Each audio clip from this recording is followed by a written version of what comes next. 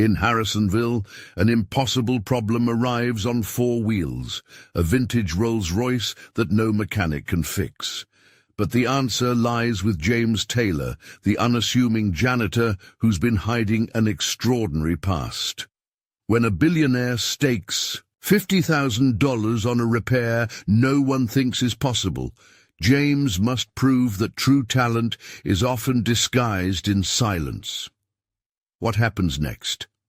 Watch closely. This 1 hour will redefine what it means to be a hero. In the quiet town of Hazelwood, Kansas, stands Hawkins Auto Repair, a modest garage where 59-year-old custodian James Morrison quietly sweeps floors and empties trash bins, carrying a secret that would astonish anyone who knew him. 5 years ago, James was one of the nation's most respected automotive engineers, armed with advanced degrees and revolutionary engine patents. But today, he pushes a broom cart and keeps silent about the events that brought him here. This morning, when a billionaire's prized 1966 Bentley S3 breaks down with an engine issue that leaves 3 certified mechanics baffled, 2 specialists stumped, and even a factory expert scratching his head, and the shop teeters on the edge of bankruptcy from a looming lawsuit, James Morrison will take a bold step. He stakes his job and everything left to him on a wager that he can fix the impossible within exactly 1 hour. What happens next will prove that heroes don't always carry briefcases. Sometimes they carry mop buckets, and the most extraordinary. People often hide in plain sight, waiting for the moment to remind the world what true mastery looks like. Before we dive deeper, tell us where you're watching from. If this story resonates with you, make sure you subscribe, because tomorrow something truly special awaits. The first faint rays of dawn seeped through the grimy windows of Hawkins' garage as James Morrison slipped through the back door. His weathered hands gripped a jangling ring of keys softly in the quiet morning. The garage smelled of motor oil, metal shavings, and the lingering ghosts of yesterday's smoke from Old Earl's Corner, where tales of engines long past were told. James moved through the dimness, with the practiced ease of someone who'd tread these same floors for 5 years, his worn boots scuffing against concrete stained with decades of automotive fluids. He flipped on the overhead lights, fluorescent. Bulbs buzzed to life, casting a cold glow on the workspace that spoke of honest labor. Tool chests stood like silent sentinels, their drawers labeled in Manuel's neat handwriting. Hydraulic lifts waited like silent prayers, their arms poised to cradle the day's work. James set down his lunch tin, dented and faded, a relic from his father, and surveyed the shop with eyes that saw far more than any casual observer. The night crew had left their usual marks, an unfinished brake job on Mrs. Davis's Chevy, tools scattered like fallen leaves, and an oil pan beneath a Ford pickup dripping the same slow rhythm for days. He pulled his janitor's cart from the supply closet, its wheels squeaking as they always did despite his weekly oiling attempts. The cart now held his arsenal, industrial mops, buckets, cleaning sprays and trash bags, a far cry from the precision instruments he once wielded with surgical skill. As he began his morning routine, James's movements held a peculiar economy, a grace that betrayed a deeper knowledge. When wiping down the benches, his rag swept precise arcs that managed to clean around expensive diagnostic equipment without disturbing delicate settings. When sweeping beneath cars on lifts, he instinctively ducked at just the right moments to avoid exhaust pipes and suspension parts. Most tellingly, when emptying waste oil containers, he handled each with reverence, as if aware every drop represented both environmental duty and the lifeblood of internal combustion engines. The morning carried on its usual rhythm until a distant growl cut through the ambient sounds of waking Hazelwood. James paused mid-mop, tilting his head. The approaching vehicle's engine was unlike anything typical in their working-class neighborhood. The note was smooth and refined, a deep, confident purr born of hand-assembled British engineering and decades of meticulous care. Through the large bay doors, a gleaming silver automobile glided like a ghost from another era. The 1966 Bentley S3 moved with stately grace, its chrome bumpers catching the morning sun and throwing scattered light across the garage walls. The car's massive presence dwarfed the pickups and sedans nearby, making them seem like toys. Every curve whispered of a time when automotive craftsmanship was measured not in hours, but in months of patient hand-fitting and adjustment. The Bentley came to a whisper-soft halt, its air brakes sighing under the weight of precision. For a moment silence returned. Then the driver's door opened with a satisfying thunk, one reserved for doors crafted with Swiss-like precision. A man in his early 60s stepped out. Richard Ellison carried himself with the ease of someone who'd never needed to check his bank balance. His tailored suit likely worth more than most of the cars in the garage, silver hair perfectly coiffed, his handmade shoes clicking crisply against the concrete like a drumbeat of authority.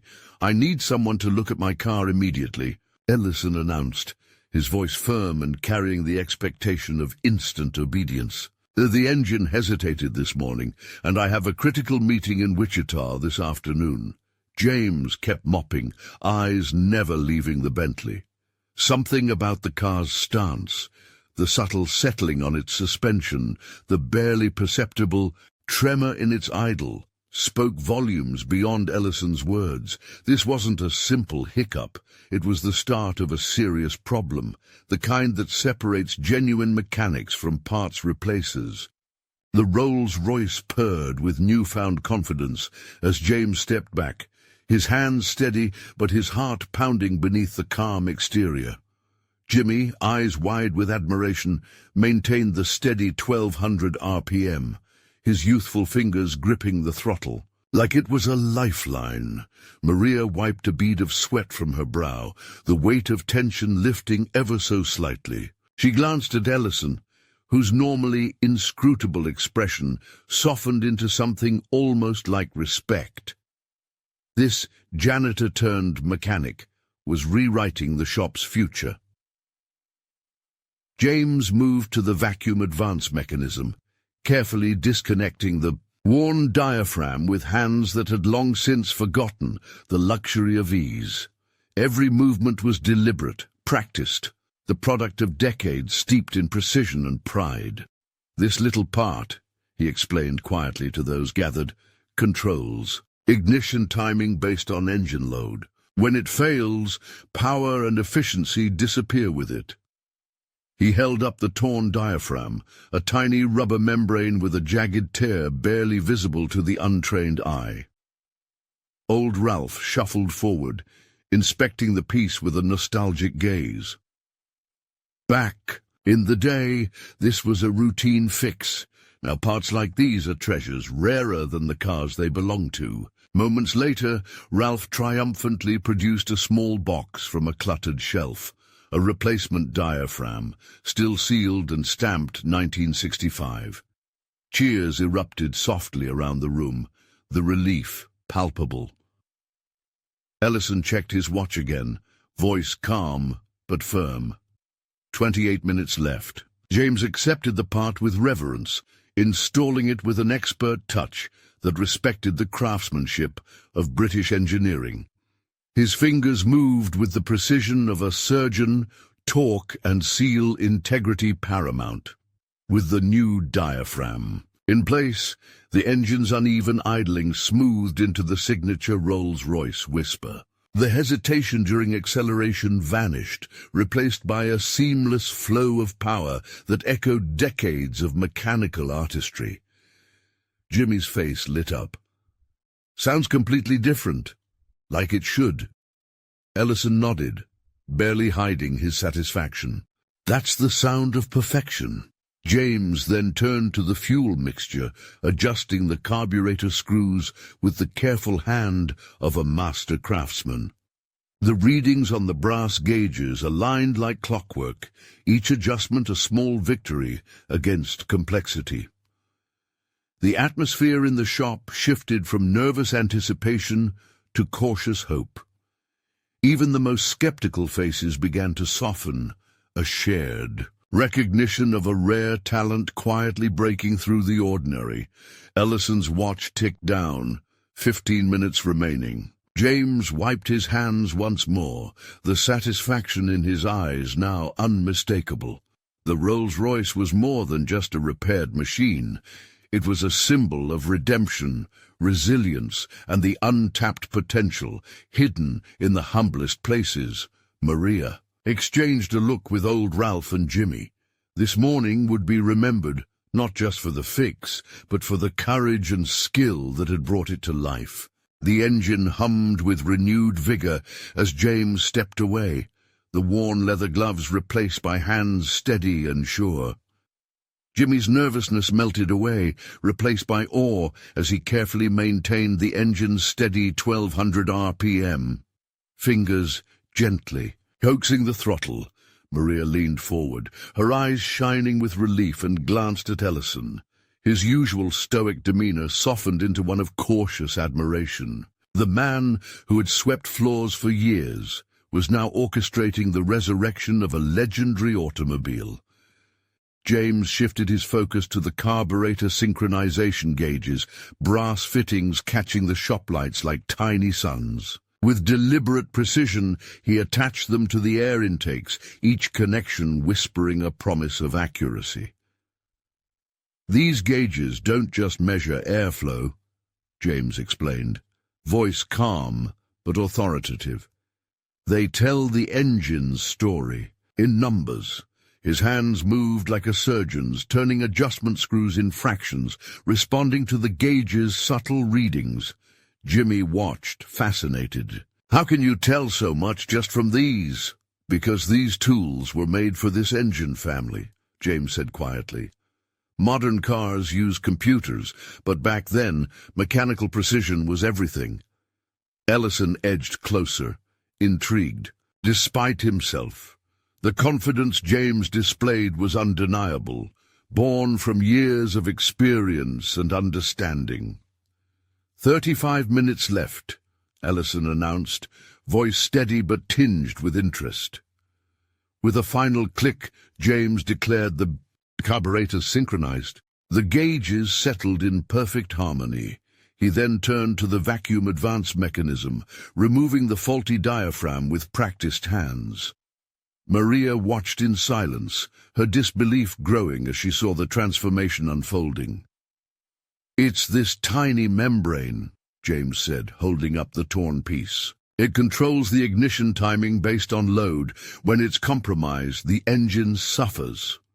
Old Ralph shuffled nearer, nodding knowingly. "Parts like these were once common. Now they're treasures." Ralph produced a small, dusty box from a back shelf. "Here's the exact replacement, still in the original packaging from '65. The group exhaled collectively. The tension in the room eased as James accepted the rare part, installing it with meticulous care. Almost immediately, the engine's irregular idle smoothed into a whisper.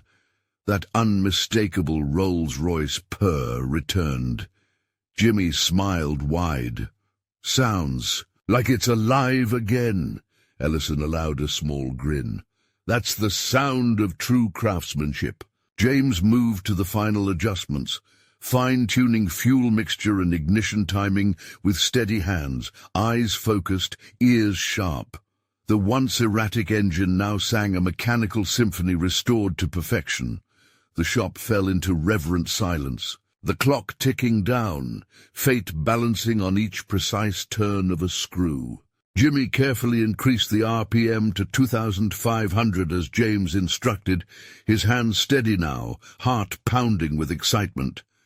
The engine responded immediately, smooth, powerful, and utterly transformed.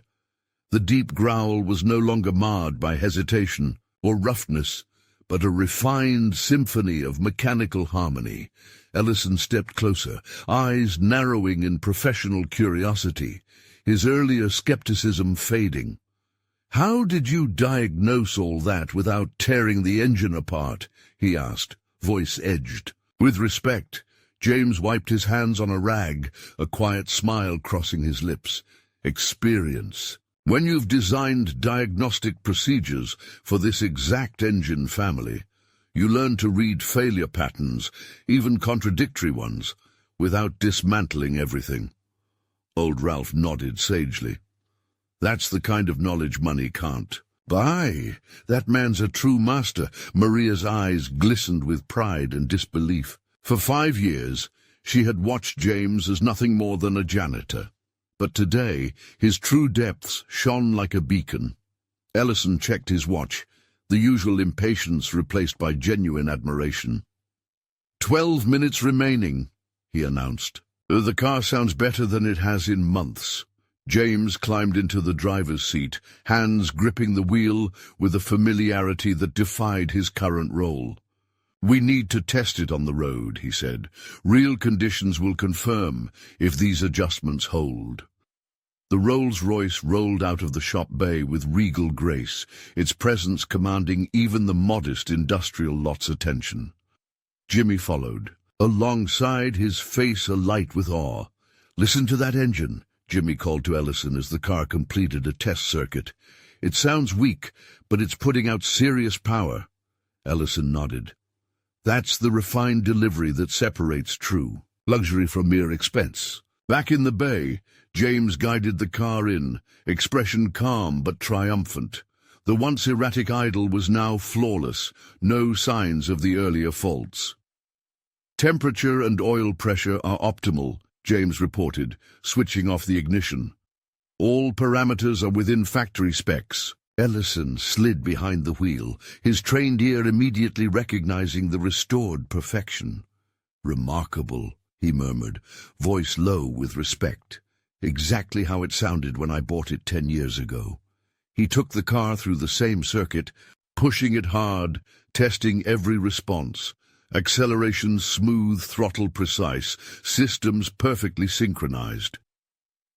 Old Ralph kept time, announcing the countdown. When the Rolls-Royce returned, Ellison's expression mixed satisfaction with awe. The once impossible repair was now undeniable triumph. He turned to James, voice formal but warm. "Mr. Taylor, the car is flawless, better than it's been in months." The shop erupted, Jimmy's joyful whoop echoing off the walls, Maria's relieved smile shining like sunlight. The $50,000 prize was no longer a gamble, but an earned victory. Manuel approached James, extending a hand filled with newfound respect. "I've worked beside a master mechanic for 5 years, without knowing it," he admitted, voice sincere. James accepted the handshake calmly. "You're a good mechanic, Manuel, just haven't faced this kind of problem yet." Ellison pulled out a checkbook, pen poised. "A bet's a bet," he said, writing a check that dwarfed most annual salaries in the shop. But then his voice shifted. "I have a proposal for you, Mr. Taylor."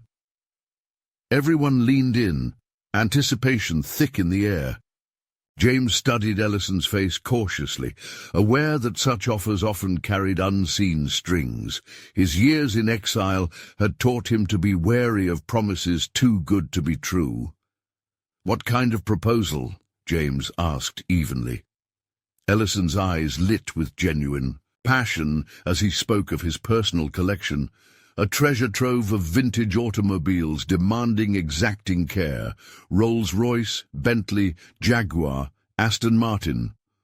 "I need someone who understands these machines not just as transportation, but as mechanical art," he explained, "someone to maintain and restore them to their original perfection." The shop fell silent, the weight of the offer sinking in. A billionaire collector's employment offer could open doors far beyond the modest auto repair shop, representing prestige, resources, and recognition that James had long been denied. Maria glanced between James and Ellison, heart sinking at the thought of losing the man who had silently anchored her business for 5 years. "What exactly does the position entail?" James inquired, carefully measured. Ellison pulled out his phone, scrolling eagerly through images of automotive masterpieces. "I currently own 47 vehicles, manufactured between 1925 and 1975, he said, showing photos of breathtakingly rare cars, each worth a fortune. "My facility is a purpose-built complex outside Oklahoma City, equipped for the finest restorations, staffed by 12 mechanics. None with your expertise." James's eyes flickered with interest, imagining the challenge and prestige. Ellison continued, "I've been searching for someone with your qualifications for 3 years. Old Ralph stepped closer, inspecting the photos with reverence. "That Bugatti Type 57 Atlantic, only 2 left in the world," he murmured. Ellison corrected, "3 originally, 1 destroyed in a racing accident." James processed the magnitude of the opportunity, unmatched resources, unparalleled clientele, and a chance to reclaim the career he'd lost. "But the location is far," James noted pragmatically. Ellison nodded. "Yes, 45 minutes outside. Oklahoma City, a dream facility with climate-controlled bays, a machine shop for obsolete parts, and original factory documentation." Maria's chest tightened. She saw the future she might lose. Ellison's voice softened. "You'd have complete authority over restoration decisions. No cost constraints, no time pressures, just a mandate for absolute authenticity." James contemplated the offer, weighing professional respect, financial security, and the chance to work on legendary machines. Jimmy watched wide-eyed, barely believing the scene unfolding. "I appreciate the offer," James replied carefully, "but I need time to consider." Ellison's surprise was evident. "Of course, but my board meets next week. The position won't remain open indefinitely." James recognized the tactic. Urgency veiled in courtesy. Maria stepped forward, voice firm. "Before you decide, Mr. Ellison, I'd like to make a counteroffer." Ellison turned, intrigued but skeptical. "A partnership," Maria said confidently. "James becomes my business partner, and we expand Gutierrez Auto Repair to include classic car restoration." The shop murmured in surprise, including James himself. Ellison raised an eyebrow. "With what resources? Restoration demands specialized facilities and costly tools." "With the $50,000 you just awarded as startup capital," Maria replied, without hesitation. "Bank loans secured against my father's property, and James's expertise as our foundation." The proposal was bold, rooted in community and trust, promising ownership rather than mere employment. James studied Maria's face, respect growing for her courage and vision. A partnership would mean shared ownership, decision-making, and building. "A legacy together," she explained. Ellison watched thoughtfully, sensing the determination behind the offer. "It's a competitive field," he warned. "Clients are demanding." Maria's voice was steady. "Then we'll be better than the competition." James looked around the modest shop he'd called home for 5 years, seeing new possibilities. "What exactly would partnership involve?" he asked. "Equal ownership, shared decisions, and the commitment to build the finest restoration facility in Oklahoma," Maria replied. "Starting here, with your expertise as our reputation." Ellison saw loyalty and ambition in play, something money alone couldn't buy. The room quieted as James weighed 2 futures: immediate security with Ellison, or uncertain growth with Maria. He slowly traced his hand along the Rolls-Royce's gleaming body, reflecting on trust, dignity, and opportunity. "May I ask," James said, facing Ellison directly, "what do you find more satisfying? Maintaining perfection or creating it from broken pieces?" Ellison blinked, caught off guard by the philosophical challenge. After a long pause, he answered, "I suppose I've always preferred acquiring perfection." James nodded, understanding his own deeper drive, not acquisition but creation. James's voice carried a quiet resolve as he shared, "5 years ago, I was chief design engineer at Morrison Automotive Systems. I held 14 patents and led a team of 30 engineers. I earned more than I knew how to spend." The atmosphere thickened, the weight of his story settling over the shop like a heavy fog. Maria stepped closer, sensing the gravity behind the words. James continued, "I designed a revolutionary emissions control system that could have reduced pollution by 40% while improving fuel efficiency. The technology was fully tested and ready for production." Manuel and Jimmy exchanged glances, realizing this was far more than a simple career change. It was a saga of lost potential and unrecognized genius. Old Ralph's weathered face showed a patient understanding as he softly asked, "What happened?" James's tone remained calm, but tinged with bitterness. "My supervisor, Rebecca Stone, was 15 years younger and promoted for her MBA rather than engineering skill. When my system succeeded, she claimed credit and had me reassigned to a junior position. The group felt the sting of injustice as Ellison's gaze sharpened, recognizing the destructive nature of corporate politics.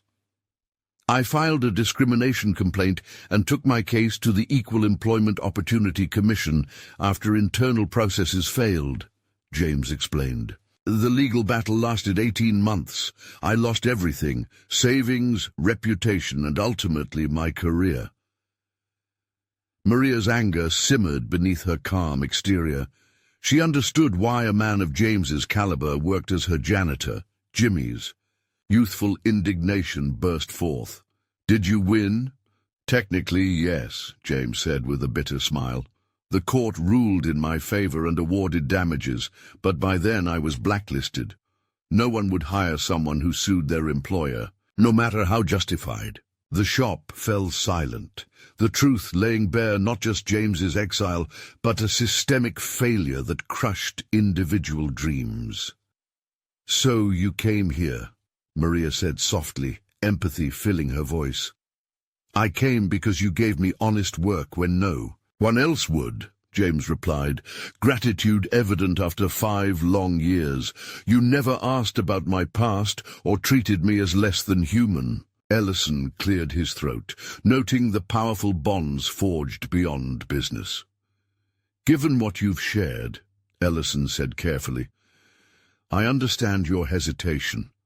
My offer stands, with guarantees your previous experience lacked."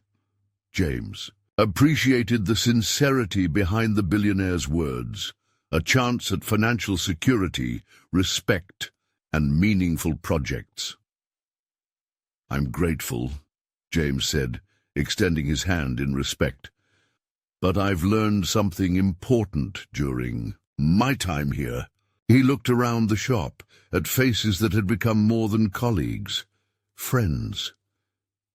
"Building something with people you trust is worth more than maintaining someone else's collection," James declared. The shop erupted in cheers, relief, joy, and anticipation flooding the space. Jimmy whooped loudly, Manuel grinned with satisfaction, and old Ralph nodded approvingly, proud of the story's fitting conclusion. Maria fought back tears, overwhelmed by the recognition of James's worth and the possibilities ahead. The $50,000 would fund their dreams, but James's character and skill would build the foundation. Ellison watched with mixed feelings, disappointment, and genuine Admiration. His offer was declined, but he witnessed loyalty triumph over temptation. "Well," Ellison chuckled, "I'm disappointed, but I respect your decision." Then with a smile he added, "I have one final proposition." Everyone turned, curious about what else the day might bring. Ellison's expression hinted at a win-win. "I'd like to commission Gutierrez Auto Repair as the exclusive restoration facility for my collection," he announced, words heavy with promise. The offer hit like lightning: prestigious clients, challenging work, and a chance to build a lasting reputation. Ellison's 47 vehicles promised years of demand and revenue for the shop's future. Maria's amazement was palpable. "Are you serious?" "Completely," Ellison replied. "I need expertise like James's, and you need projects to establish your name." The arrangement offered benefits all around, letting James remain with those who valued him. James exchanged looks with Maria. This was the best of both worlds: challenging work and community ties. "We'll need time to build the right facilities," James cautioned, already planning the future. Ellison nodded. "I'm ready to advance working capital as an investment in your success."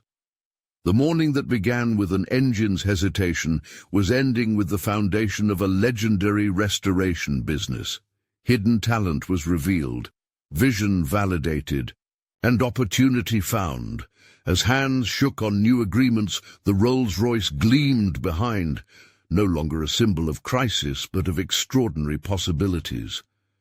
The janitor had become a partner, the modest shop a beacon of hope. And in Burfield, Oklahoma, on this unforgettable Tuesday, ordinary people learned that greatness often hides in plain sight, awaiting the right moment to shine. The shop buzzed with quiet excitement as the realization settled that their humble workplace had transformed overnight. James stood near the gleaming Rolls-Royce, his expression calm but resolute, embodying the man who had reclaimed his purpose, Jimmy's. Eyes sparkled with admiration, while Manuel nodded appreciatively, respect for the journey and the man it belonged to. Maria felt a swell of pride. This was more than a business success. It was a story of redemption and trust. Ellison stepped forward, his voice steady and formal. "Mr. Taylor," he began, using James's last name for the first time since entering the shop, "your repair was flawless. The car performs better now than it has in months." The words hit like a thunderclap. James had not only met the challenge, but exceeded all expectations, restoring a machine that had been slowly losing its heartbeat. "Let me test it myself," Ellison added, moving to the driver's seat. He fired up the engine, listening intently, the familiar smooth purr returning to the Rolls-Royce. "It's remarkable," Ellison murmured, genuine awe in his tone. "Exactly how it sounded when I first bought it." The test drive was meticulous, Ellison pushing the car through every nuance, acceleration, throttle response, the seamless harmony of its mechanical soul.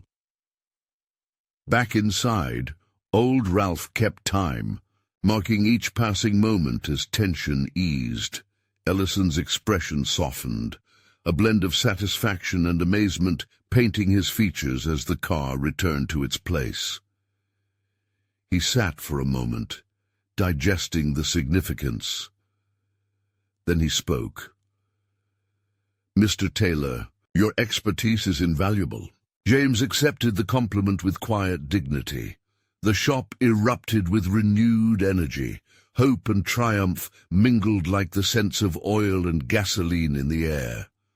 Maria approached James, voice steady but warm. "This is just the beginning. Together we can build something extraordinary." James nodded, eyes reflecting gratitude and determination. Outside, the sun climbed higher, casting long shadows that stretched over Burfield's industrial district.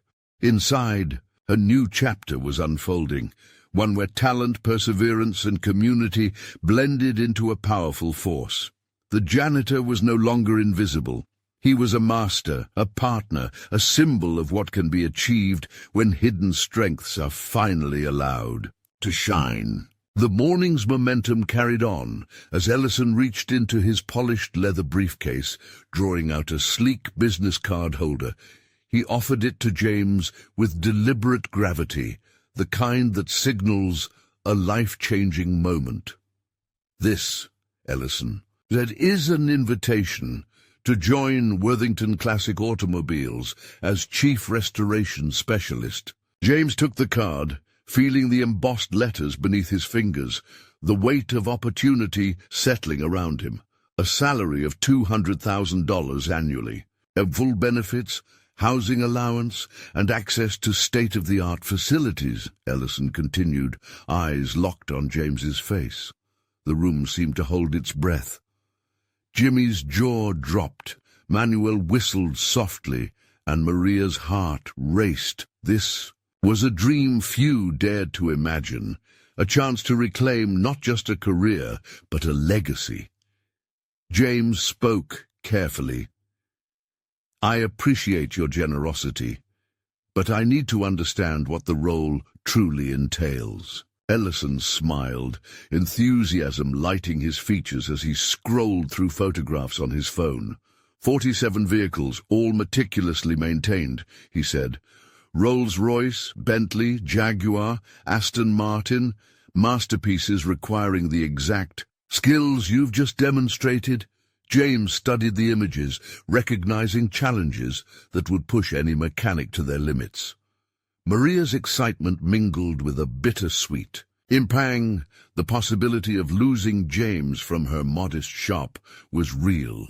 Ellison described his purpose-built facility just outside Oklahoma City, equipped with climate-controlled bays, a complete machine shop, and a technical library filled with original factory documentation, complete authority over restoration decisions, Ellison added.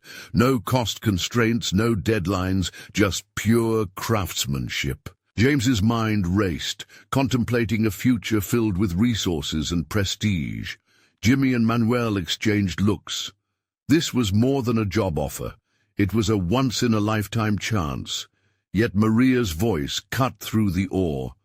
"James, this is incredible, but what about the shop here?" James responded thoughtfully. "I'll need time to consider all this." Ellison nodded, a subtle urgency in his voice. "I have a board meeting next week. The offer may not remain open indefinitely." James absorbed the pressure, recalling the corporate battles he had endured. Maria stepped forward, determination shining in her eyes. "Before James decides, I'd like to propose a counter-offer." Ellison raised an eyebrow, intrigued. "A partnership," Maria declared. "James becomes my business partner, and we expand Gutierrez Auto Repair to include classic car restoration." The room buzzed with surprise and excitement. Ellison inquired about resources. Maria smiled confidently. "The $50,000 you just awarded, plus bank loans secured against my father's property, and James's expertise." James felt the weight and promise of their combined vision. Ellison recognized the spark of entrepreneurial spirit. This wasn't just a business negotiation. It was a clash of ambitions and loyalties. Maria's proposal embodied community, legacy, and shared dreams. James considered both paths, the established luxury of Worthington Classic Automobiles or the grounded potential of a new venture with Maria. The future was uncertain, but the possibilities were limitless. Ellison's sharp eyes scanned Maria's proposal, his business instincts weighing every word. "Classic restoration is fiercely competitive," he cautioned. "Clients demand perfection, no compromises." Maria met his gaze steadily. "Then we'll be better than the rest. My father's legacy and James's expertise are a strong foundation." James looked around the workshop. Worn tools, familiar faces, decades of hard work embodied in every corner. "This place can grow," he said thoughtfully, "into a premier restoration facility built on our terms." Manuel and Jimmy exchanged excited glances, imagining working on legendary cars while remaining part of their trusted team. Old Ralph nodded approvingly, his weathered face reflecting pride and hope. Ellison mused, "Interesting. Loyalty, ambition, relationships, things money can't buy." A contemplative silence fell over the shop as James weighed his choices. Ellison's offer promised financial security and world-class resources. Maria's vision offered community and ownership. James traced his hand along the gleaming Rolls-Royce's flawless paint, absorbing the moment's gravity. Turning to Ellison, he asked, "In your experience, which is more satisfying, maintaining perfection or creating it from broken parts?" The question caught Ellison off guard, his confident facade faltering as he pondered. "I've always sought perfection," he admitted. "Perhaps that's why I need someone like you." James nodded, sensing something deeper. "5 years ago," he began, voice steady but tinged with quiet pain, "I was chief design engineer at Morrison Automotive Systems." He recounted managing 30 engineers, holding 14 patents, and earning beyond measure. The shop hung on his every word, anticipation thick in the air. Maria stepped closer, sensing a story that transcended mechanics. James described developing a revolutionary emissions control system, ready to transform the industry. Manuel and Jimmy exchanged glances, realizing the magnitude of his achievements. Old Ralph's eyes softened with understanding. "What happened?" he asked gently. James's tone became neutral, yet heavy with injustice. "My supervisor, Rebecca Stone, claimed credit for my innovation and had me demoted." He explained the legal battles that followed, draining his finances, reputation, and ultimately his career. The weight of corporate politics settled like a shadow over the room. Maria's anger simmered beneath her calm exterior, comprehending why someone so talented was hidden behind a janitor's uniform. Jimmy's youthful voice broke the silence. "Did you win the case?" James smiled bitterly. "Technically, yes, but by then I was blacklisted. No one would hire me." The shop absorbed the gravity of exile and resilience. James looked at Maria with gratitude. "You gave me work when no one else would. No questions, no judgment." Ellison cleared his throat, acknowledging the powerful loyalty present. "This partnership embodies more than business," he said softly. "It's about respect and trust." James glanced around.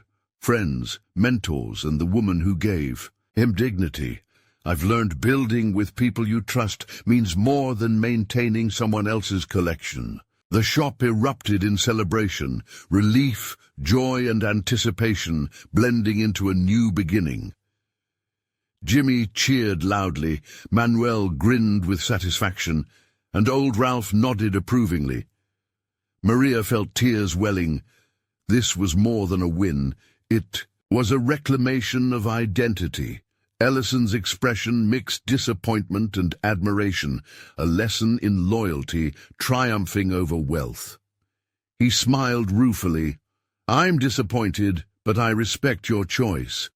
However, one final proposition remains. Everyone turned, curiosity piqued by this unexpected twist. Ellison's tone shifted, carrying the weight of a game-changing offer. "I want to commission Gutierrez Auto Repair as the exclusive restoration facility for my collection." The words landed like thunder in the modest shop, igniting excitement and disbelief. His 47 rare vehicles would provide steady, prestigious work, securing their reputation in the classic car world. Maria's voice caught with amazement. "Are you serious?" "Completely," Ellison replied. "I need expertise like James's, and you need high-profile projects to grow your name." James glanced between Ellison and Maria, realizing this proposal combined the best of both worlds. Legendary cars and cherished community, but we'll need time to build the right facilities, James noted, already envisioning the upgrades required for million-dollar vehicles. Ellison nodded. I'll provide startup capital against future services.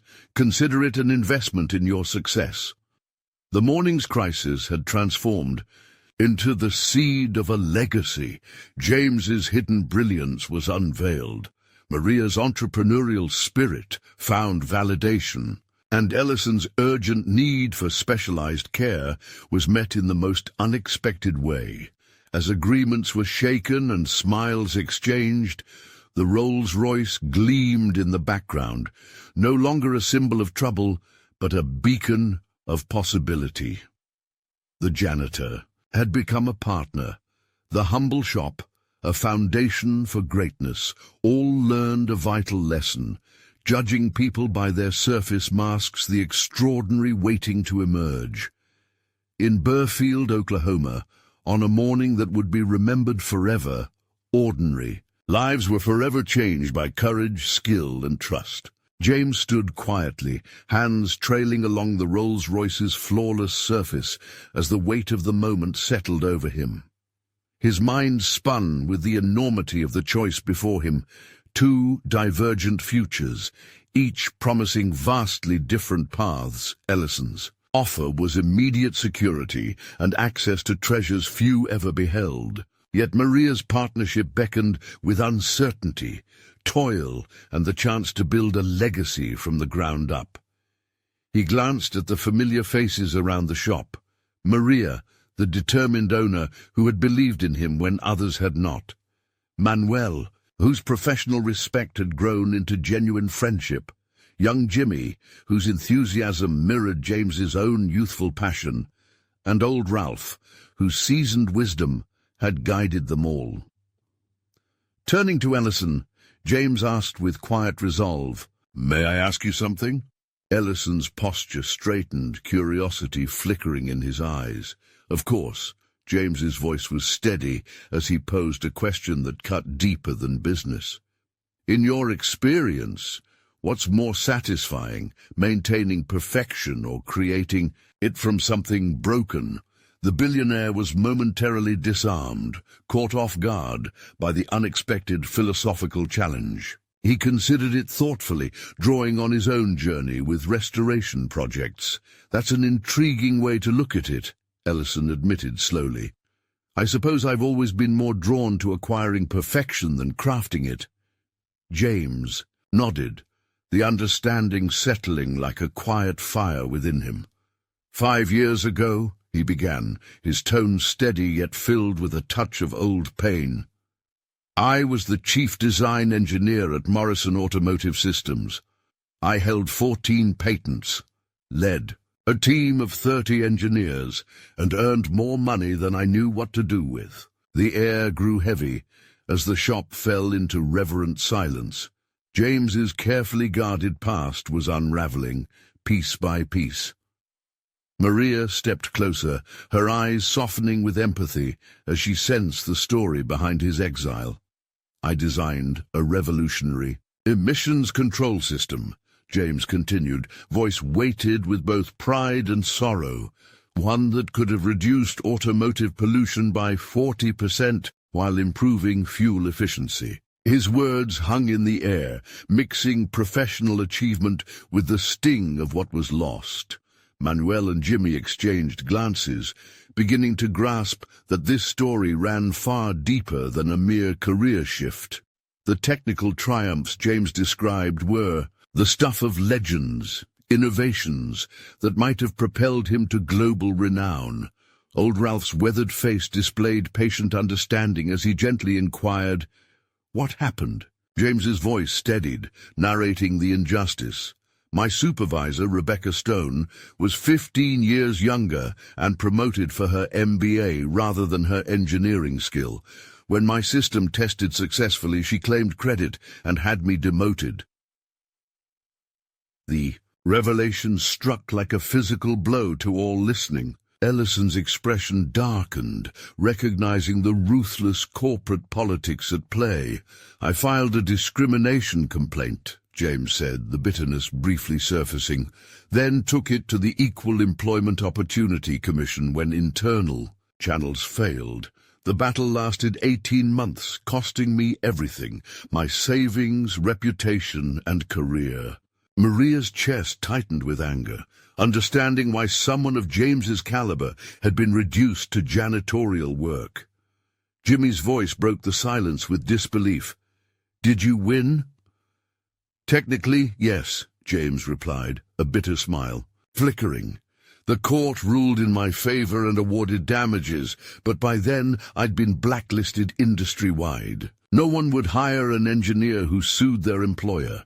The weight of his story pressed down on the shop like relentless rain, explaining not only James's presence in Burfield, but his willingness to accept a humble role far beneath his true worth.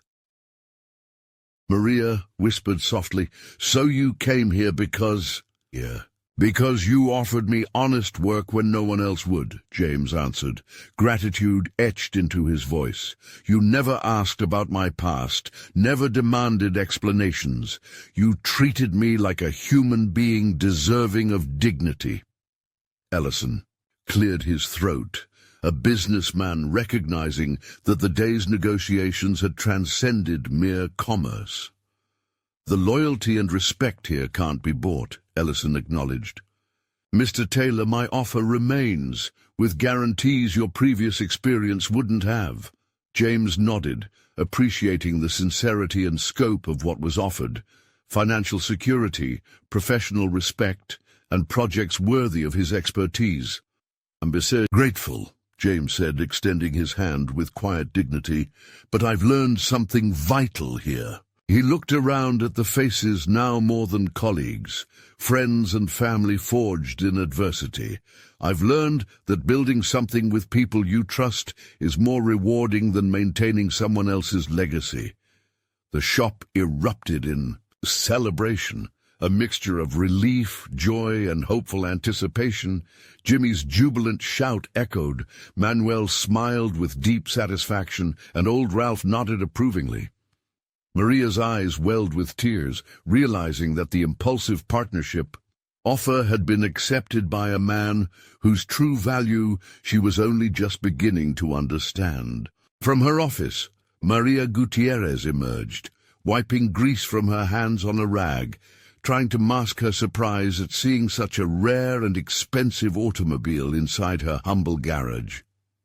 At 46, Maria had inherited the business and its reputation for honest work from her late father, but she had never faced a client whose car was worth more than her yearly revenue. "Good morning, sir," she greeted, extending a hand dusted slightly with oil, which Ellison deliberately ignored. "I'm Maria Gutierrez, the owner. What seems to be the problem with your vehicle?" "The problem," Ellison snapped with thinly veiled impatience, "is that I don't have time for problems. This car has been maintained by specialists at authorized dealerships its entire life. It shouldn't be acting up. Yet, this morning, it started hesitating when accelerating, and now there's a strange noise coming from the engine bay. As if, summoned by the conversation, Carlos Martinez appeared from beneath a beaten Honda Accord, his coveralls smeared with the honest grime of hard work. At 39, Carlos was the shop's lead mechanic, certified in several specialties and known for diagnosing issues that left other shops stumped.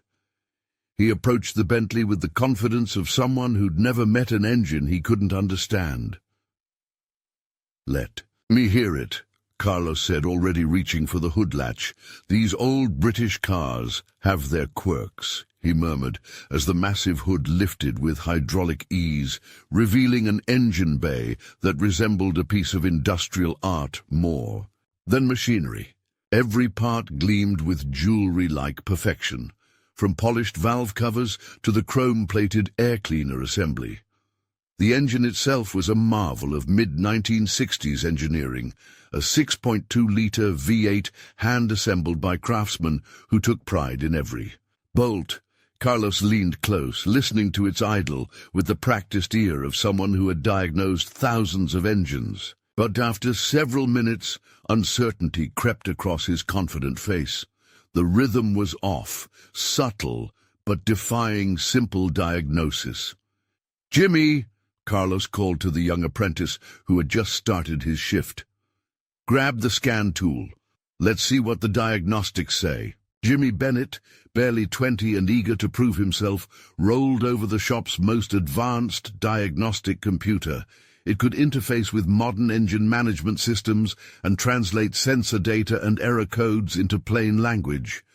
But when Jimmy tried to connect the device to the Bentley, he encountered the first of many complications. Carlos," Jimmy said, holding up the diagnostic cable with a puzzled look. "This doesn't fit anywhere on this car." "What do you mean it doesn't fit?" Carlos replied, momentarily forgetting that diagnostic ports were a fairly recent invention. The 1966 Bentley was built when diagnosis meant listening, feeling, and intuition, not reading digital codes. Old Earl appeared beside the car as if summoned. By the moment, at 73, Earl had been fixing cars since before electronic ignition was invented. His weathered hands held the wisdom of 5 decades, coaxing life from mechanical beasts. "Boys," Earl said patiently, "this here's a 66. Ain't no computer in this beast to talk to your fancy machine. It's all mechanical. Timing. Chains, carburetors, points that gotta be set by hand." Ellison's impatience grew palpable. He checked his gold Rolex, which probably cost more than the diagnostic rig, and cleared his throat meaningfully. "Gentlemen, I don't care how you diagnose it. I need this car running perfectly within the hour, or I'll have it towed to a place that actually knows how to handle luxury automobiles." The threat hung heavy like exhaust fumes. Everyone in the garage understood the stakes. Losing a client, like Ellison, wouldn't just mean lost revenue. It could damage their reputation in a small town where news traveled fast and forgiveness was rare. James continued his steady cleaning, inching closer to the Bentley as he mopped the floor around. The work area. His trained ear caught nuances the others missed. The hesitation wasn't random. It followed a pattern, suggesting a specific mechanical failure James had encountered twice in his former career, both times on British engines of this era. From his vantage near the car's front bumper, James saw details invisible to anyone standing directly before the engine bay: slight vibrations in the throttle linkage, trembles in spark plug wires, subtle variations in exhaust smoke puffing from the tailpipe. These clues painted a clear picture for anyone with the knowledge to read them, but James said nothing. He kept mopping, invisible in his janitor's uniform, while the mechanics launched their systematic investigation of a problem about to challenge everything they thought they knew. Ellison watched the celebration with a mixed expression, a touch of disappointment but genuine admiration. His offer had been declined, yet he recognized something far more valuable than a simple business victory had just occurred. "Well," Ellison said with a wry smile, "I can't say I'm not disappointed, but I respect your decision. However, I do have one last proposition." The shop fell silent again, all eyes turning toward the billionaire, curiosity piqued by this unexpected twist. "This offer," Ellison continued, "could benefit all of us." His voice carried the weight of finality and promise. "I'd like to commission Gutierrez Auto Repair as the exclusive restoration facility for my entire collection." The announcement landed like a thunderclap. A prestigious opportunity that could elevate the humble shop into a legendary institution within the classic car community. Ellison's collection of 47 vehicles would provide years of demanding and rewarding work, generating the revenue necessary to build the dream facility Maria had envisioned. "Are you serious?" Maria asked, awe coloring her voice. Absolutely, Ellison replied. I need expertise like James's, and you need high-profile projects to establish your reputation. This partnership benefits everyone and allows Mr. Taylor to stay where he's valued. James looked between Ellison and Maria, the offer combining the best of both worlds, challenging, meaningful work on historic machines, alongside the support and independence he had come to cherish. We'd need time to build the right facilities, James said thoughtfully, his engineering mind already calculating the scale of the project. Agreed, Ellison said. My facility is about 45 minutes from Oklahoma City, fully equipped with climate-controlled bays, machine shops, and comprehensive technical archives. Maria winced slightly, the resources described highlighting what her modest shop lacked, yet the opportunity shimmered like a beacon. You'd have complete authority over restorations, Ellison explained. No time pressures, no budget limits, just the mandate to preserve authenticity to the highest standard. The offer embodied everything James had once had and lost: respect, resources, and the chance to apply his skills on a grand scale. Jimmy and Manuel exchanged excited glances, recognizing the extraordinary potential to grow both professionally and personally. James responded slowly, placing Ellison's business card on Manuel's workbench with deliberate care. I appreciate the offer, but I need time to consider it carefully. Ellison's surprise was evident. Such offers typically expected immediate acceptance. Still, the billionaire understood the gravity of the decision. I do have a board meeting next week where I'll request approval for this position. The opportunity may not remain open indefinitely. James recognized the pressure tactic, nodding thoughtfully but not yielding. Maria stepped forward, her tone firm and resolute. Before James decides, I'd like to make a counteroffer. Ellison's eyebrow arched in polite skepticism. Curious to hear what a small-town shop could propose. A partnership, Maria declared with confidence. James becomes my business partner, and we expand Gutierrez Auto Repair to include classic car restoration services. The shop collectively absorbed the surprise. Maria had never before suggested partnership, but the morning's revelations had changed everything. By what means? Ellison challenged, gesturing toward the shop's modest space and aging equipment. With the $50,000 you just provided as startup capital, Maria explained, plus bank loans secured against my father's property, and James's expertise as our foundation. Her words revealed ambition, calculated and feasible, the essence of American enterprise. James looked at Maria, admiring the courage and practical wisdom behind her proposal. The partnership promised ownership rather than mere employment, local roots rather than corporate exile, and the opportunity to build a lasting legacy. It will take years to develop, James cautioned. Facilities like the one you describe require time and care, but it would be ours, Maria affirmed passionately. Built on our terms, serving customers we choose, creating something to endure generations. Manuel and Jimmy exchanged excited glances.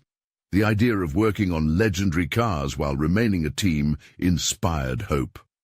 Old Ralph nodded approvingly, recognizing the same entrepreneurial spirit that had built the shop decades earlier. Ellison mused aloud, acknowledging the challenge. Classic restoration is fiercely competitive, with demanding clients. Maria's reply was steady. Then we'll have to be better than the competition. James looked around at the shop he had come to call home, seeing potential in every corner. What would this partnership involve? He asked Maria clearly, loud enough for all to hear. Equal ownership, shared decisions, and the commitment to build Oklahoma's finest restoration facility, Maria declared.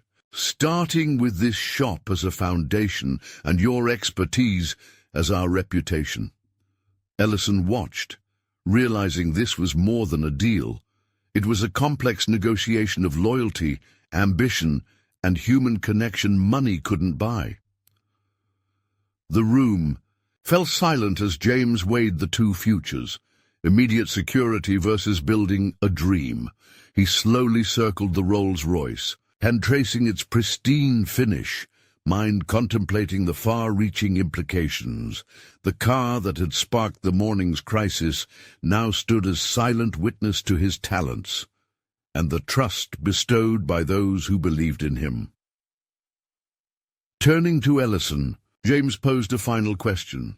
"In your experience," he said, "what brings greater satisfaction, maintaining perfection or creating it from broken pieces?" Ellison considered, his confident businessman's facade softening. "I've always been more attracted to acquiring perfection," he admitted. James understood then. Ellison's passion was ownership, while his own was craftsmanship. 5 years ago, James began, he had been a chief design engineer, innovating technologies to change the world. But corporate politics and injustice had forced him into exile. Now, surrounded by friends and new opportunities, he found hope again. The shop erupted in joy, celebration of resilience, respect, and renewal. The janitor had become a partner, the modest shop a foundation for greatness. In Burfield, Oklahoma, on a Tuesday morning no one would forget, ordinary people discovered extraordinary potential hiding in plain sight, waiting for the right moment to transform everything. The Rolls-Royce's irregular idyll continued as Carlos circled the car like a predator studying elusive prey. He was known for quick fixes, but this magnificent machine revealed limits to his modern training. "Earl?" Carlos asked with frustration, greasing his brow. "Have you ever worked on one of these?" The old man scratched his grizzled chin, eyes distant, memories tracing back decades. The morning sun slanted through the dusty windows, casting long lines across Earl's weathered face. "Once, maybe twice," Earl admitted. "But that was 30 years ago, and neither time did I have to fix anything this complex. These British engines, they're different. Everything's tighter, more precise. You can't just swap parts like with domestic cars." Ellison's patience was eroding fast. He paced near the shop entrance, his polished shoes clicking sharply. On the concrete floor, the morning light caught the gold threads in his tailored suit, casting tiny sparkles that seemed almost out of place in this gritty workshop. "Look," Ellison said, pulling out his phone to check the time again. "I understand this might be outside your usual expertise, but I really have an important meeting in Oklahoma City this afternoon. If you can't handle this, just say so, and I'll call for a tow truck." Maria felt the weight of potential disaster settle over her shoulders. The shop's reputation depended on fixing problems, not admitting defeat.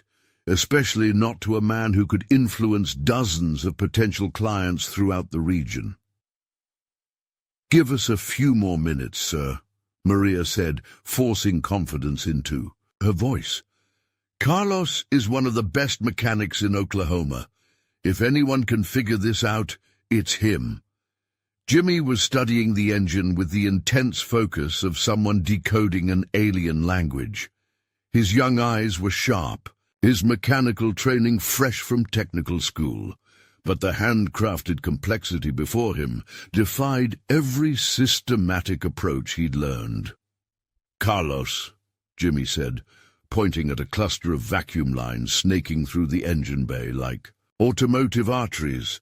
"These connections don't match anything in our manuals, and this carburetor setup, multiple synchronized carburetors, I've never seen anything like this." Carlos followed Jimmy's finger, his confusion deepening. The Bentley's engine management was entirely mechanical, relying on precision carburetors, vacuum-operated timing advances, and fuel metering systems that demanded decades of experience to understand properly. James continued his cleaning with methodical care, moving around the shop while maintaining perfect awareness of the escalating situation. As he emptied a waste bin near Carlos's workbench, he overheard a whispered exchange that revealed just how serious the problem had become. "The timing sounds off," Carlos muttered to Jimmy, voice low enough to keep Ellison from hearing. "But I can't figure out how to check it properly without the right tools. This distributor is completely different. Should we call Peterson's Garage in Oklahoma City? They specialize in classic restorations. We could admit defeat." Carlos's pride was wounded. "That would kill our reputation. Word would spread that Gutierrez Auto can't fix a simple engine problem. We'd lose half our customers." James paused, recognizing the desperation creeping into Carlos's voice. He'd seen this before, from the other side, as the expert. Called to solve problems local mechanics couldn't. The irony wasn't lost on him, now invisible in janitor's coveralls, watching good people struggle with an issue he could solve in minutes. The morning pressed on with mounting tension. Carlos tried multiple diagnostics, checking spark plug gaps, testing fuel pressure with makeshift gauges, and attempting to synchronize the carburetors using methods he'd only read about but never performed. "The fuel mixture's all wrong," Carlos announced after 45 minutes of increasingly frantic work. "But I can't get these carburetors synchronized properly. Too many interacting variables." Ellison's composure cracked. He strode across the floor with the purposeful gait of a man used to bulldozing obstacles with sheer will and financial power. "This is ridiculous," he declared, voice heavy with authority that probably ended many debates. "I'm calling my insurance to arrange transport to a dealership that actually knows what they're doing." His words hit the shop like a punch to the gut. Maria felt her father's legacy slipping away with each syllable, while Carlos's confidence crumbled beneath the weight of public failure. Even Jimmy looked defeated, enthusiasm dulled by the harsh reality that some problems were simply beyond their reach. Old Earl stepped forward, raising his weathered hands in a gesture meant to calm. "Hold on a minute," Earl said, voice steady like a man who'd weathered countless crises. "Nobody's calling this shop incompetent while I'm here. We've just got ourselves a learning situation." Ellison's eyebrows rose in disbelief. "I'm not paying for your education at my expense." The confrontation threatened to become the kind of scene that would echo through Burfield's history, a tale of failure in the face of luxury. James made a decision that surprised even himself. He set down his mop and walked straight toward the group clustered around the Bentley, his work boots tapping softly on the concrete, every eye turned toward him with surprise and confusion. "Excuse me," James said quietly, voice carrying an unfamiliar authority that made everyone pause. "I couldn't help but overhear the discussion about timing issues."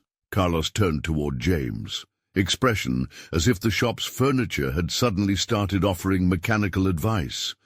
"James, what are you talking about?" Maria asked, her confusion clear as she tilted her head, trying to reconcile the quiet janitor with someone bold enough to interrupt a crisis. "I think I can help," James continued, eyes moving between the engine bay and the faces staring at him. "I've worked on this exact engine setup before." The statement hung in the air like smoke from an expensive cigar, impossible to ignore yet hard to believe. Ellison studied James with the calculating gaze of a man re-evaluating an unexpected turn of events. "You're the janitor," Ellison noted, his tone implying that fact disqualified James from mechanical insight. "I am," James agreed calmly. "But before that I was something else." Old Earl's eyes narrowed as he studied James anew. In 5 years working together, Earl had noticed odd things about their janitor. How he instinctively ducked under low exhaust pipes, identified engine problems just by sound, and cleaned around delicate equipment with surgical precision. What else? Earl asked, voice weighted with curiosity and respect. James hesitated, knowing his next words would shatter his carefully guarded anonymity. He'd spent 5 years hiding from a professional past that ended in disappointment and discrimination. But watching good people struggle with a problem he could fix tested the limits of his self-imposed exile. "I designed engines," James said simply, "including specifications for restoring classic British automotive systems." The revelation struck the group like lightning on a dry tree. Carlos's mouth opened, trying to process the news. Jimmy's young face lit with amazement, as if discovering his quiet neighbor was actually a legendary figure. Ellison's skepticism softened into cautious intrigue. His businessman's mind saw the value in this unexpected revelation. "Engines, huh?" Ellison repeated thoughtfully, voice carefully neutral. "What kind?" "The kind that demand precise timing, synchronized carburation, and an understanding of how British engineering differs from American mass production," James replied, his words quiet but confident. Maria looked between James and the Bentley, as if seeing both anew. The janitor she'd known for 5 years was revealing depths she never suspected, while the impossible repair suddenly seemed less daunting. "If you really know these engines," Carlos said slowly, pride warring with necessity, "maybe you can guide us." James stepped closer to the engine bay, movements shifting as years of dormant expertise surfaced. He didn't touch anything yet, but his eyes scanned the intricate machinery, reading its story with an efficiency that escaped less experienced. "Mechanics. The problem isn't just timing," James said after a careful pause. "It's carburetor synchronization, a fuel mixture imbalance, and a partially blocked vacuum advance mechanism. What you're hearing is these 3 problems tangled together." The shop fell silent. Even Ellison stepped closer, his business-honed mind recognizing real expertise in the hush that followed. He studied James with the penetrating gaze of a man used to separating truth from bluff. His fingers drummed a calculated rhythm on his thigh as internal calculations raced. "You speak with confidence for someone who cleans floors," Ellison remarked. His tone was neither dismissive nor fully accepting, but carefully measured. "Tell me something specific about this engine that proves you're not just parroting overheard talk." James moved closer to the engine bay, his weathered hands hovering inches above the mechanical landscape. His eyes traced pathways through the maze like a reader savoring a familiar book. "The vacuum advance diaphragm on your distributor has a partial tear," he said, pointing to a small cylindrical component nestled deep inside. "You can hear it in how the engine hesitates under acceleration. It's not getting proper timing advance when loaded. The carburetors are out of sync because someone tried to compensate by enriching the rear carburetor's fuel mixture. That's why you're seeing black smoke from the exhaust on rev." Carlos's eyes widened as he followed James's explanation, recognizing the symptoms but never connecting them before. The rear exhaust pipe had indeed produced darker smoke, and the hesitation matched perfectly. Jimmy pulled out his phone, searching for images of vacuum advanced diaphragms. His young face, a portrait of eager concentration. The technical school had covered this in theory, but seeing it in real life was another matter entirely. "How do you know there's a torn diaphragm without tearing anything apart?" Maria asked, voice carrying genuine curiosity, not skepticism. "I designed the testing procedures for diagnosing vacuum advance failures on British engines for the Society of Automotive Engineers." James said matter-of-factly. Back when these were modern cars, I authored the bulletins dealers used for troubleshooting. The weight of the revelation settled over the group like dust after an explosion. Old Earl's weathered face showed respect and amazement. Carlos struggled to reconcile 5 years of casual workplace camaraderie with the extraordinary truth before him. Ellison pulled out his phone and began rapidly typing. After minutes of searching, he looked up, his expression shifting from disbelief to respect. There are exactly 3 technical papers published by SAE on vacuum advanced diagnostics in British engines between 1960 and 1970, Ellison announced, reading from the screen. All authored by Robert Taylor. The shop fell into a hush, broken only by the irregular idling of the Bentley's engine. James's carefully maintained anonymity crumbled like old paint exposed to heat. "That would be me," James said quietly, voice free of pride or shame, simply accepting fact. "Why?" Maria asked slowly. "Why is someone who wrote SAE technical papers working as a janitor in my shop?" The question hung heavy, like exhaust fumes in the air, laden with implications that none fully understood. James's expression flickered, with old pain quickly suppressed but not hidden. "That's a long story," he said, deflecting with practiced skill. "Right now, there's a bigger problem." Ellison stepped forward, his sharp instincts sensing opportunity amid complication. The morning advanced, and his schedule stayed inflexible despite unfolding drama. "Mr. Taylor," Ellison said formally, using James's surname for the first time, "if you understand this engine, can you fix it?" James studied the Bentley with surgical care. His eyes catalogued components, accessibility, and the steps needed to fix each issue. "The vacuum advanced diaphragm needs replacement," he said, voice authoritative. "The carburetors need complete synchronization with proper gauges, and the fuel mixture requires resetting. Not complicated work, but it demands specific knowledge and the right tools."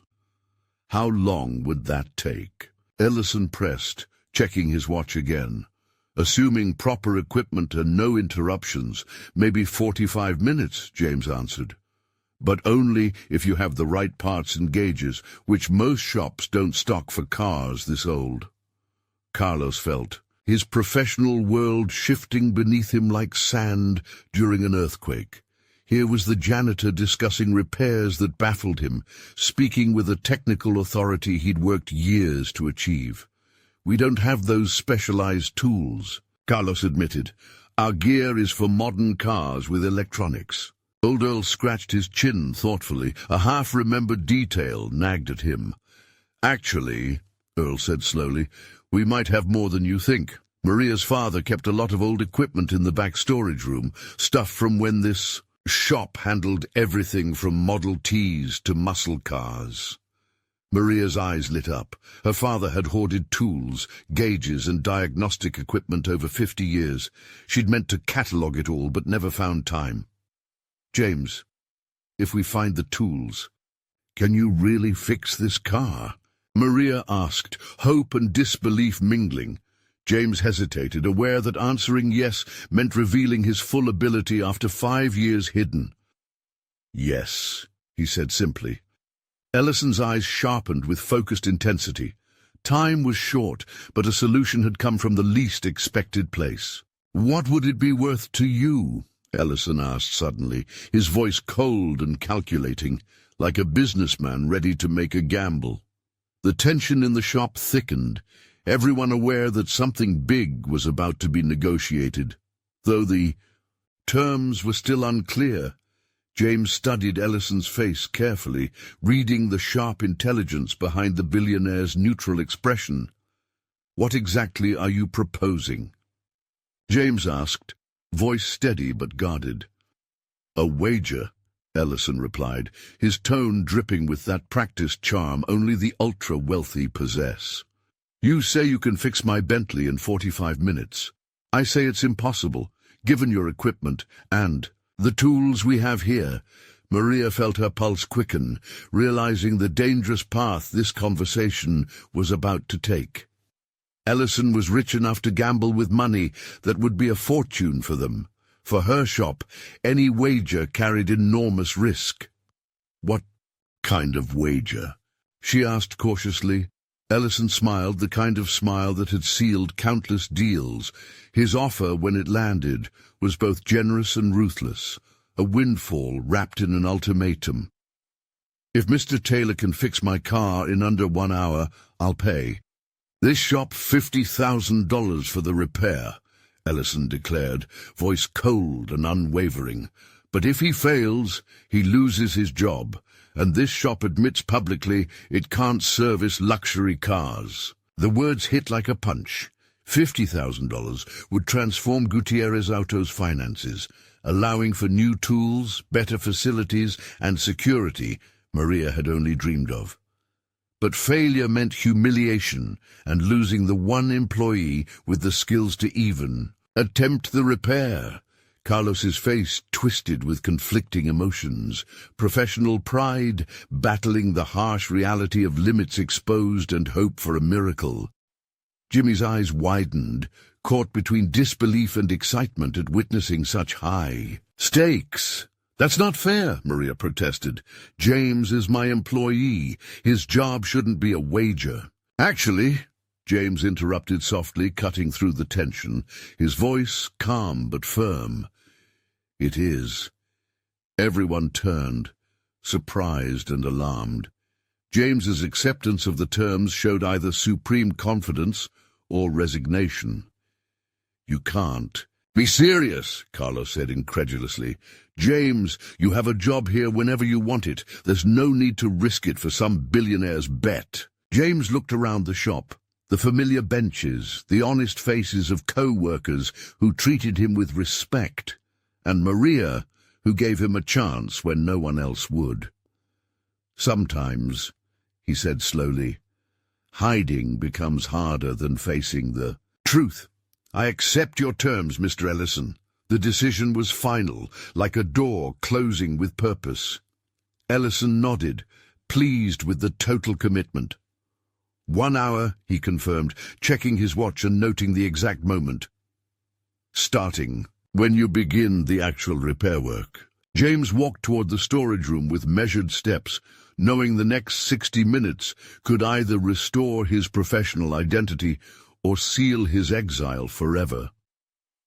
The storage room held 4 decades of automotive history, layers of dust and memories, stacked like geological strata. James pushed open the heavy wooden door. The smell of old metal and lubricants washed over him like an old friend's scent. Fluorescent lights flickered on, revealing shelves lined with tools marking the evolution of automotive repair, from simple mechanical systems to complex electronics. Maria followed, eyes scanning the forgotten equipment she'd never catalogued. Boxes of precision instruments sat beneath webs and dust, mysterious as archaeological relics. Her father had hoarded tools but never labeled or organized them well. What exactly are we looking for? She asked, watching James move through the cramped space with surprising familiarity, as if he'd mentally mapped every item over 5 years. Carburetor synchronization gauges, James replied, lifting boxes and peering behind stacks. They'll be brass or chrome-plated, pocket watch-sized, with flexible tubes and adjustable needles. Your father used these to tune multi-carburetor setups when those were common. His hands moved with practiced confidence, sorting through decades of tools like a surgeon picking instruments. Behind them, sounds from the shop carried clearly. Carlos's pacing, Jimmy's nervous chatter, and Ellison's impatient sighs as precious minutes slipped away. Here, James said suddenly, voice satisfied, lifting a worn leather case from under a pile. This is exactly what we need. The case opened to reveal carburetor synchronization gauges gleaming despite their age.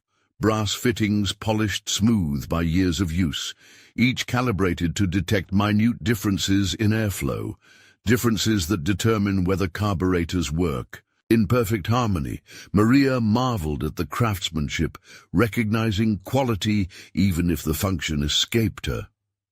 They represent a level of precision that modern electronic tools can't match, James explained. How did you know these were here? Because your father was a real mechanic, James said with respect. Real mechanics keep their real tools, even as the world moves on. His words carried respect for Roberto Gutierrez's legacy, but also hinted at his own story. The story of an industry changed, but tradition preserved. As he searched, James's movements revealed muscle memory honed by countless hours, choosing the right tool for each task. Found them, he announced, pulling out a smaller case. Vacuum gauges, pressure testers. He paused, opening another compartment.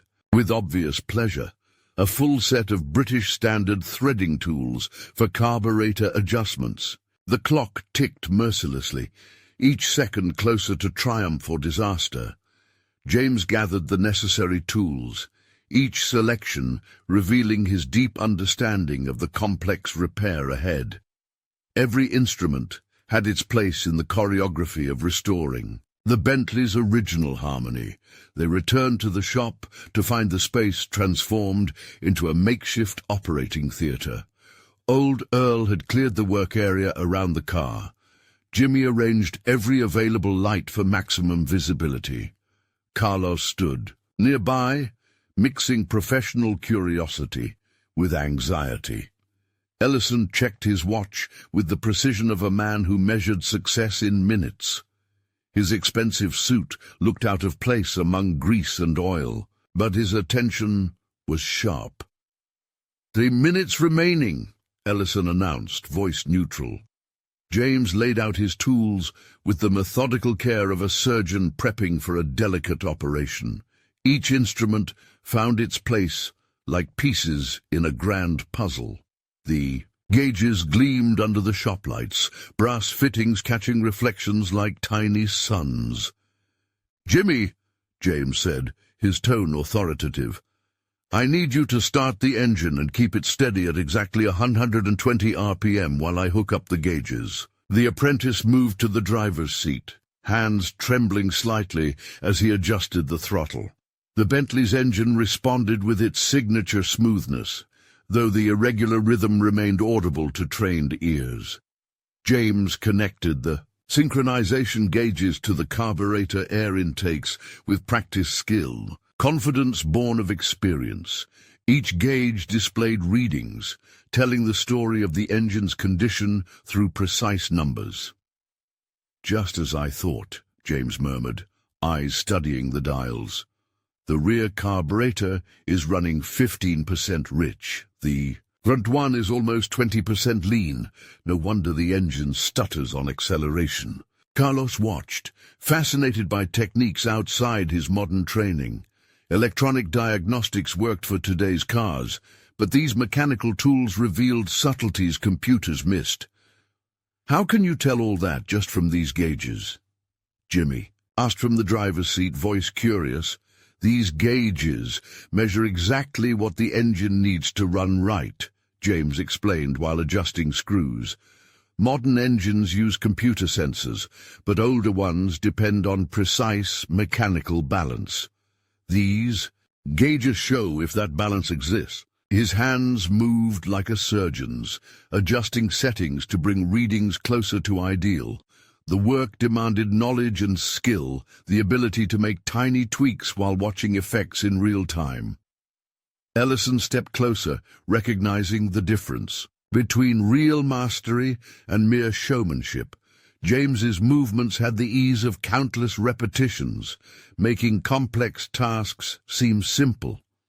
"Less minutes left," Ellison said, tone less skeptical, more engaged. James finished synchronizing carburetors and turned to the vacuum advance mechanism. This repair needed different tools and care, involving careful removal of tightly fitted parts. "Maria, do you have a replacement diaphragm in stock?" James asked, carefully disconnecting the faulty piece. "I don't even know what that looks like," she admitted, watching him with growing amazement. "It's this small rubber membrane," James explained, holding up the torn part.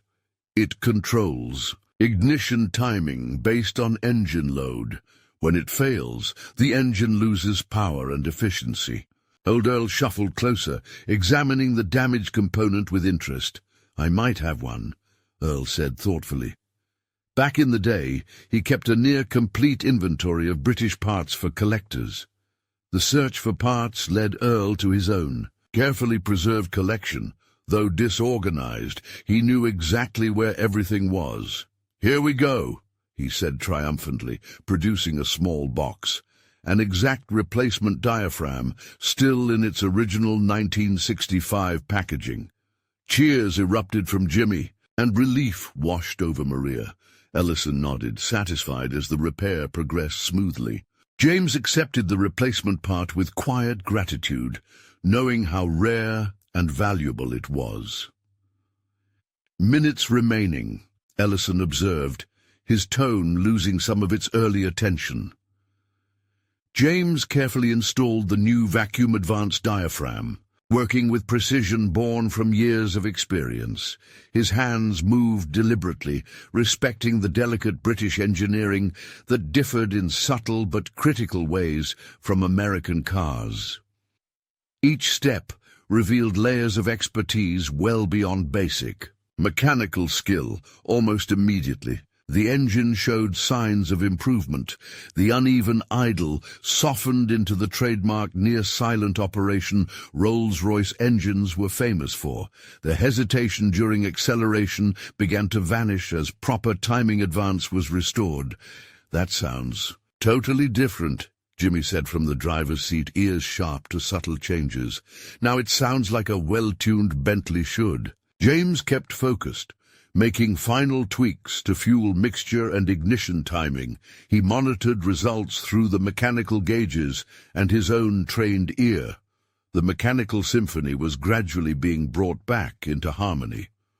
"There's minutes left," Ellison announced, now sounding less like an adversary and more like an intrigued observer. The Bentley's engine had transformed from a ragged cough to the smooth, powerful purr that had made the marquee legendary. James stepped back from the engine bay, the final adjustment tool still in his weathered hand. He listened intently, interpreting every nuance of the internal combustion. "Jimmy, bring the RPM up to 2500 and hold it there," James instructed, calm and confident. The engine responded flawlessly, acceleration smooth and immediate with no hint of hesitation. The sound was hypnotic, a deep, refined growl speaking of hand-fitted parts working in perfect balance. Even the exhaust note lost the irregular popping that had signaled unburned fuel moments before. Carlos edged closer to the engine bay, his curiosity overcoming earlier embarrassment. The transformation was so complete, it almost seemed magical.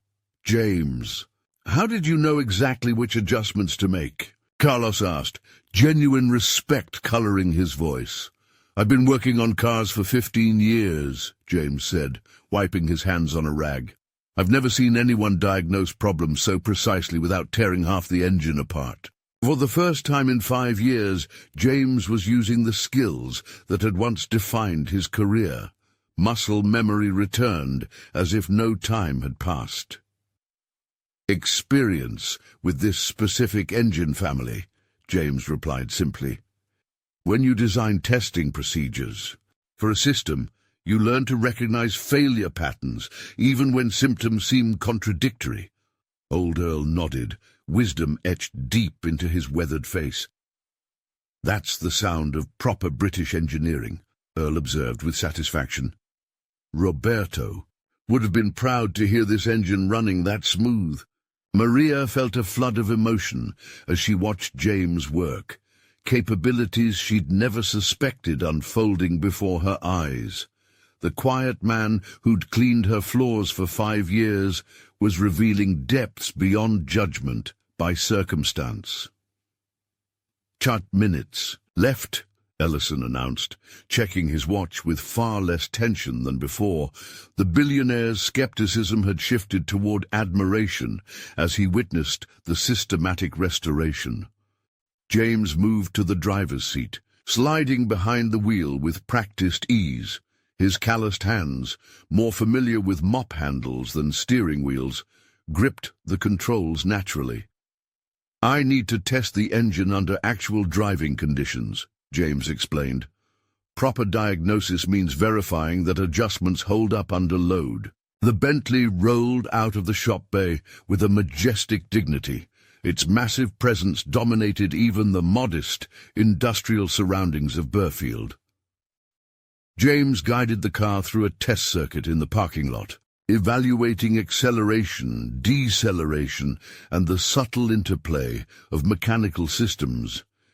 Jimmy ran alongside for several steps, young face alight with excitement. The transformation of their quiet janitor into a master mechanic was providing more drama than any movie. "Listen to that engine," Jimmy called to Carlos as the Bentley completed the test circuit. "It sounds like it's barely working, but it's putting out serious power." Carlos nodded, recognizing the refined delivery that set true luxury cars apart. Every system functioned in perfect coordination, creating an impression of effortless strength. James brought the Bentley back into the shop bay, his expression quietly satisfied. The engine idled smoothly, no hint of the complex issues that had stumped 3 mechanics earlier. Engine temperatures perfect, oil pressure optimal, and all performance parameters within factory specs, James announced as he switched off the ignition. "The repair is complete." Ellison moved immediately to the driver's seat, trained ear-tuned to excellence. He started the engine and listened intently, recognizing peak operating condition. "Remarkable," he murmured. "This sounds exactly like when I first bought it 10 years ago." The billionaire guided the Bentley through the same test circuit James had used, pushing the engine through varying loads. He evaluated throttle response, acceleration smoothness, and mechanical integration. "Minutes left," Old Earl announced, having taken over timekeeping while Ellison conducted his test. When the car returned to its spot, Ellison's face showed unmistakable satisfaction mixed with amazement. He turned off the engine and paused, sitting for a moment in thoughtful silence. "Mr. Taylor," Ellison said formally as he emerged from the vehicle, "this is absolutely perfect." The acknowledgement hit the shop like thunder. James had not only fixed the problem within the hour, but restored performance that had been fading for months. Victory was undeniable. Jimmy let out a triumphant whoop, echoing through the bay. Maria felt relief wash over her like cool rain after drought. The $50,000 would transform her shop's future. More importantly, she'd witnessed something that shattered assumptions about talent and worth. Carlos approached James with a mix of professional respect and personal curiosity. "The morning revealed limits in my own expertise and capabilities I never knew existed. In someone I've worked beside for years," Carlos said, extending his hand. James accepted with quiet dignity, no triumph or vindication, just calm satisfaction from helping those he cared about. "You're a great mechanic," James said. "Sincerely, you just haven't faced this kind of problem before." Ellison moved toward his briefcase with purposeful stride. The morning's events had cost him time and challenged assumptions, but they also gave him something he valued even more. An exceptional skill can be found in the most unexpected places. He pulled out a checkbook. A bet is a bet. $50,000 for services rendered. The check represented more than most made in a year, but Ellison's manner said honoring it was just business. "However," he added, "I have one more proposition." The shop held its breath. Ellison's expression suggested this idea could benefit everyone rather than complicate matters. Ellison's eyes locked onto James with a measured intensity. "I'd like to commission Gutierrez Auto Repair as the exclusive restoration facility for my entire collection," he announced. His voice carried the weight of a business offer that could transform their humble operation overnight. The room fell silent. The enormity of the proposition sank in like a tidal wave. Ellison's collection, legendary automobiles that represented the pinnacle of craftsmanship and rarity, would provide endless work and prestige. It was the kind of opportunity that could establish Gutierrez Auto Repair as a name known far beyond Burfield. Maria's heart skipped. This was the breakthrough she had dreamed of, the kind of contract that could secure the shop's future for decades. Ellison's 47 vehicles meant steady, challenging work and a financial foundation to build their dreams. "Are you serious?" Maria finally asked, her voice a mixture of awe and disbelief. "Completely," Ellison replied without hesitation. "I need experts like James, and you need prestigious projects to grow your reputation. This would be a partnership benefiting everyone involved, and importantly, James could stay right here with the people who value him." James exchanged looks between Ellison and Maria. The proposal offered the best of both worlds, challenging, meaningful work on some of the rarest machines on Earth, while maintaining the relationships and independence he cherished. "We'd need time to build proper facilities," James said thoughtfully. His engineer's mind was already calculating the requirements for handling vehicles worth millions. "I'm prepared to advance working capital against future services," Ellison said smoothly. "Consider it an investment in building your restoration facility." The morning that had begun with a stubborn engine problem was ending with the foundation of a business destined for greatness.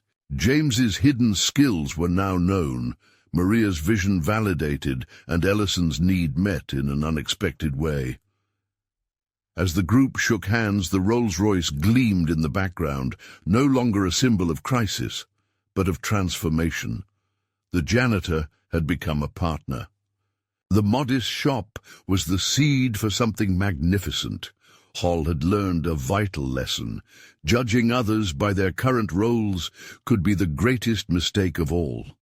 In Burfield, Oklahoma, on a Tuesday morning no one would forget, ordinary people discovered extraordinary possibilities hidden in plain sight, waiting for the right moment to shine. Ellison cleared his throat. "Before we finalize everything, I want to acknowledge James's courage and professionalism today." James met Ellison's gaze evenly. "Thank you. I appreciate the trust." Maria stepped forward, pride shining in her eyes. "We'll make sure this partnership sets a new standard for classic car restoration." Jimmy and Carlos exchanged smiles, knowing this was only the beginning of a new chapter. As the clock ticked past 30 minutes, the atmosphere was charged with excitement, hope, and a shared sense of purpose. Ellison's eyes locked onto James with a measured intensity. "I'd like to commission Gutierrez Auto Repair as the exclusive restoration facility for my entire collection," he announced. His voice carried the weight of a business offer that could transform their humble operation overnight. The room fell silent. The enormity of the proposition sank in like a tidal wave. Ellison's collection, legendary automobiles that represented the pinnacle of craftsmanship and rarity, would provide endless work and prestige. It was the kind of opportunity that could establish Gutierrez Auto Repair as a name known far beyond Burfield. Maria's heart skipped. This was the breakthrough she had dreamed of, the kind of contract that could secure the shop's future for decades. Ellison's 47 vehicles meant steady, challenging work and a financial foundation to build their dreams. "Are you serious?" Maria finally asked, her voice a mixture of awe and disbelief. "Completely," Ellison replied without hesitation. "I need experts like James, and you need prestigious projects to grow your reputation. This would be a partnership benefiting everyone involved, and importantly, James could stay right here with the people who value him." James exchanged looks between Ellison and Maria. The proposal offered the best of both worlds. Challenging, meaningful work on some of the rarest machines on Earth, while maintaining the relationships and independence he cherished. "We'd need time to build proper facilities," James said thoughtfully. His engineer's mind was already calculating the requirements for handling vehicles worth millions. "I'm prepared to advance working capital against future services," Ellison said smoothly. "Consider it an investment in building your restoration facility." The morning that had begun with a stubborn engine problem was ending with the foundation of a business destined for greatness. James's hidden skills were now known, Maria's vision validated, and Ellison's need met in an unexpected way. As the group shook hands, the Rolls-Royce gleamed in the background, no longer a symbol of crisis, but of transformation. The janitor had become a partner. The modest shop was the seed for something magnificent. All had learned a vital lesson.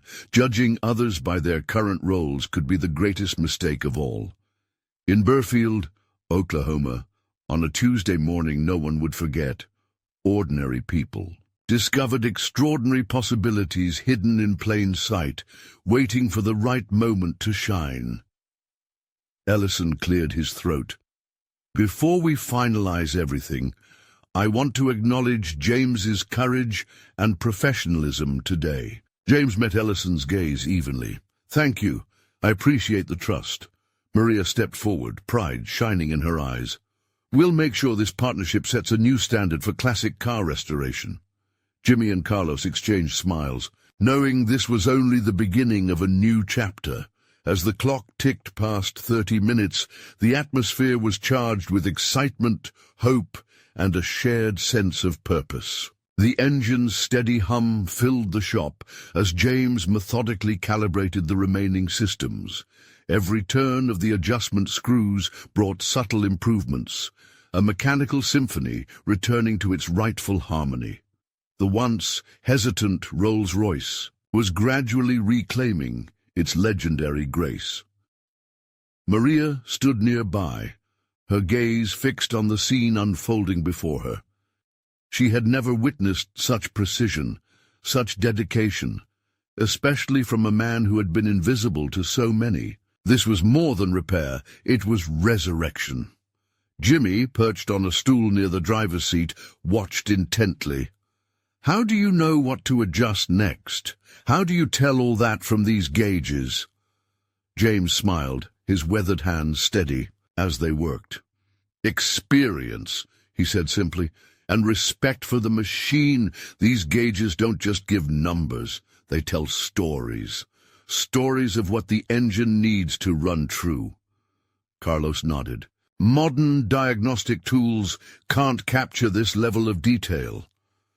The young apprentice's admiration deepened with every passing moment. He could feel the weight of legacy in this workshop, a bridge between past and future. Suddenly, Maria's voice cut through the quiet. "James, do you have the replacement diaphragm ready?" James glanced over his shoulder. "Yes, found it in Ralph's collection, still in original packaging. Lucky find." Old Ralph chuckled softly, proud of his careful hoarding. "You never know when these old parts might save the day." With deft hands, James fitted the diaphragm, ensuring every seal was perfect. The engine responded immediately, the uneven cough smoothing into a whisper-quiet idle. Ellison stepped closer, impressed. "It sounds perfect," Jimmy beamed. "It's like the car woke up." James wiped his hands on a rag, the satisfaction evident in his tired eyes. "We're close. Just need to fine-tune the fuel mixture now." The team watched as he adjusted the carburetor screws with surgeon-like precision, balancing air and fuel until the gauges aligned within factory specs. The transformation was nothing short of miraculous. Maria's heart swelled with pride and hope. This repair meant more than a fixed car. It meant survival for the shop, a renewed faith in hidden talents, and the possibility of a brighter future. Ellison checked his watch. "You've got 15 minutes left. How confident are you?" James met his gaze steadily. "Confident enough to win this bet." The shop held its breath, the ticking clock marking the closing act of an extraordinary morning.